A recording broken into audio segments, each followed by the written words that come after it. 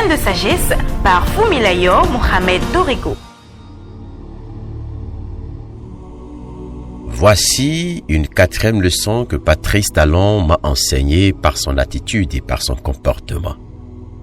Cette 4e leçon est d'une importance capitale, en ce sens qu'elle peut aider toute personne qui subit des injustices, toute personne qui subit des pressions, toute personne mécontente d'un système, d'une autorité, toute personne qui a soif de changement ou qui en a marre. Je crois bien que cette leçon a été son arme la plus redoutable, celle qui lui a permis de venir au pouvoir. En observant la vie et l'histoire de Patrice Talon, j'ai compris que la meilleure façon de mettre fin à un système ou à une oppression n'est pas d'entrer en guerre avec les oppresseurs. Il faut les laisser se battre tout seuls jusqu'à se vider de leur force et de leur sang, parfois entre eux et contre eux-mêmes. Patrice Talon est un compétiteur né, mais il ne se bat pas. Ce qu'il sait faire, c'est laisser l'ancien pour construire du nouveau et donner tellement de force et de puissance au nouveau que l'ancien perde totalement de sa force et de son utilité. Si vous observez bien ce monsieur, vous verrez que jamais il n'est entré directement en guerre avec une personne, essentiellement quand il est en position de faiblesse. Il se défend, mais trouve toujours une direction différente, voire opposée, qui le mènera au même résultat. Par exemple, quand il voulait réorganiser les partis politiques et les acteurs politiques ont décidé de lui rendre la vie invivable, il les a laissés de côté pendant qu'il vociférait et proférait des menaces pour former d'autres partis à qui il a donné les moyens et le pouvoir. Quand il voulait faire passer ses réformes à l'Assemblée, les députés ne voulaient pas. Il a simplement rebroussé chemin et a trouvé le moyen de faire peau neuve à l'Assemblée d'où il pourra atteindre ses objectifs. De même, quand il avait des démêlés avec l'ancien régime, il ne s'est pas attaqué de front à son adversaire et à son système. Il a bâti son propre système, a rendu l'autre impuissant et les a déstabilisés. En fait, Patrice Talon a l'art de battre les gens à leur propre jeu. Cette attitude de Patrice Talon m'a permis de comprendre qu'il vaut mieux éviter les batailles, les guerres, quand il y a adversité.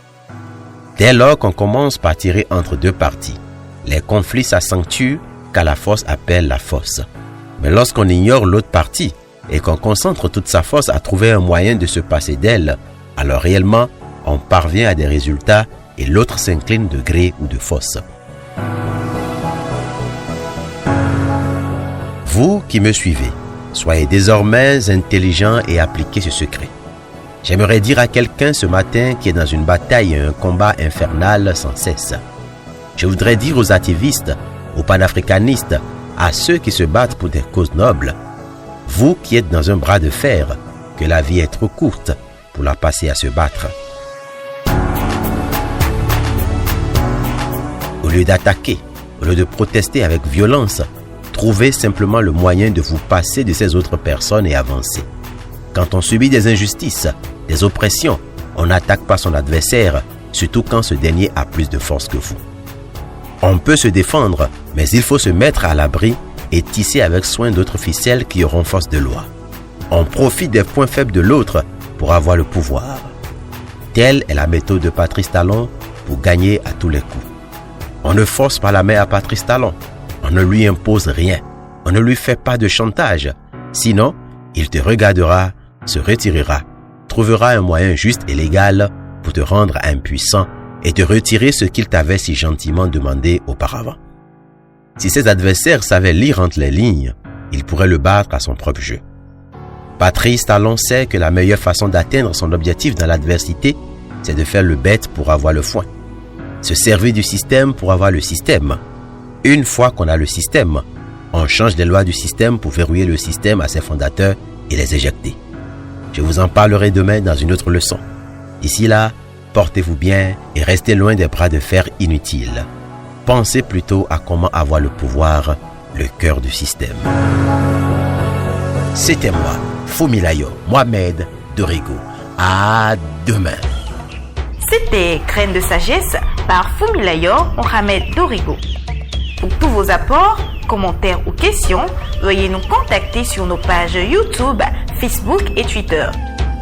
Vous pouvez rejoindre la liste diffusion WhatsApp ou nous contacter au +229 66 422 09 09.